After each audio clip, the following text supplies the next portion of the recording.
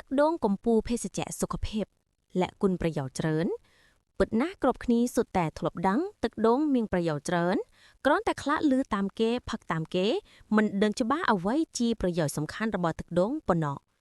ទឹកដូងក្រៅពីក្លិនក្រអូបរសជាតិផ្អែមត្រជាក់ព្យាបាលជំងឺមួយចំនួនក៏អាចប្រើក្នុងស្ថានភាពសង្គ្រោះបន្ទាន់ដូចជាបាត់បង់ជាតិទឹកនិងអេឡិចត្រូលីតជាដើមបើចង់ដឹងកាន់តែច្បាស់ខាងក្រោមនេះគឺជាសារៈប្រយោជន៍សំខាន់ទទួលបានពីទឹកដូង 1. បំពេញជាតិទឹកក្នុងខ្លួន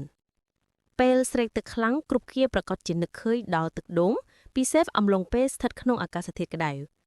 ទឹកដូងអាចជួយបំពេញជាតិទឹកដែលបាត់បង់ពីរាងកាយដោយសារសម្បូរទៅដោយអេឡិចត្រូលីតយើងត្រូវការកង្វះជាតិទឹកក៏ដូចជាការបាត់បង់ជាតិទឹកតែងកើតមានឡើងនៅពេលយើងរាក្អួតឬបែកញើសខ្លាំងមិនតែប៉ុណ្ណោះទឹកដូងជាប្រភពសំខាន់របស់កាបូអ៊ីដ្រាតមានអត្ថប្រយោជន៍ពង្រឹងថាមពលរាងកាយឡើងវិញថែមទៀតផង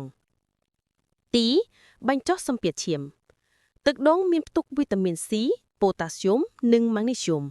ហេតុនេះហើយទឹកដូងមានអត្ថប្រយោជន៍ធ្វើឲ្យមានតុល្យភាពបញ្ចេញសូដ្យូមចេញពីរាងកាយកាត់បន្ថយសូដ្យូមពីក្នុងខ្លួនអាចជួយបន្ថយហានិភ័យជំងឺសម្ពាធឈាមដូចជាលឹសឈាមជាដើមដើម្បីគ្រប់គ្រងសម្ពាធឈាមព្យាយាមផឹកទឹកដូងមួយកែវ2ដងក្នុងមួយថ្ងៃយ៉ាងណាសូមកុំផឹកទឹកដូងកំប៉ុងព្រោះអត្ថប្រយោជន៍តិចជាងទឹកដូងស្រស់ពីធម្មជាតិបើជួយគ្រប់គ្រងសុខភាពបេះដូងដោយសារទឹកដូងគ្មានផ្ទុកជាតិកូលេស្តេរ៉ុលនិងខ្លាញ់ដូច្នេះវាមានប្រយោជន៍ដល់សុខភាពបេះដូងជួយក្នុងការបង្កើនកូលេស្តេរ៉ុលល្អ HDL និងបន្ថយកូលេស្តេរ៉ុលអាក្រក់ LDL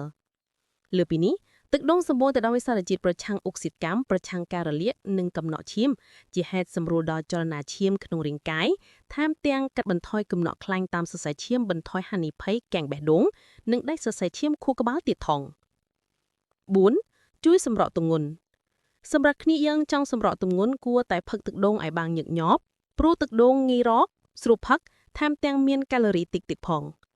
អង់ស៊ីមអាកម្មនៅក្នុងទឹកដូងអាចជួយសម្រួលការរំលាយអាហារនិងបន្ថែមសមត្ថភាពដុតជាតិខ្លាញ់ព្រមទាំងសារជាតិមេតាបូលីសចេញពីរាងកាយថែមទៀតផងដោយបានរៀបរាប់ខាងលើមកទឹកដូងមានជាតិប៉ូតាស្យូមខ្ពស់អាចគ្រប់គ្រងតុល្យភាពជាតិសូដ្យូមបានមានផ្ទុកសូដ្យូមតិចពេកចរន្តអាចនាំឲ្យជ័រជាតិទឹកខ្លួនជាហេតុនាំឲ្យឡើងទម្ងន់ដូច្នេះទឹកដូងអាចជួយបណ្ដេញជាតិទឹកលើសនិងជាតិពុលផ្សេងៗចេញពីខ្លួនយើងបានល្អ 5. ព្យាបាលពេលឈឺក្បាលទឹកដូងអាចជួយដោះស្រាយបញ្ហាឈឺក្បាលភាគច្រើនរួមទាំងឈឺក្បាលប្រកាំងបណ្ដាលមកពីកង្វះជាតិទឹកព្រោះអាចបំពេញអេឡិចត្រូលីតនិងជាតិទឹកក្នុងខ្លួនឡើងវិញអត្ថប្រយោជន៍មួយទៀតគឺម៉ាងនីស្យូមដោយសារពេលយើងឈឺក្បាលប្រកាំងភាគច្រើនតែងធ្វើឲ្យខ្វះជាតិម៉ាងនីស្យូមការសិក្សាជាច្រើនបង្ហាញថាម៉ាងនីស្យូមក្នុងទឹកដូងជួយកាត់បន្ថយដោះស្រាយបញ្ហាឈឺក្បាលដែលតែងកើតមានឡើងជាញឹកញាប់ 6. បណ្ដៅស្រវឹងបើយើងផឹកស្រាច្រើនកម្រិតជាតិអាល់កុលខ្ពស់នឹងធ្វើឲ្យរាងកាយបាត់បង់ជាតិទឹកកាន់តែខ្លាំងផឹកទឹកដូងនៅពេលព្រឹកអាចជួយបំពេញជាតិទឹកឡើងវិញសម្រួលកុំឲ្យមានអាការៈចង់ក្អួតនៅពេលព្រឹកទឹកដូងក្រៅពីជួយកុំឲ្យបាត់បង់ជាតិទឹកវាមានរសជាតិស្រាលស្រទន់មិនធ្វើទុក្ខក្រពះអាចកាត់បន្ថយរោគសញ្ញាច្រឡអាស៊ីដក្រពះនិងហាមពោះ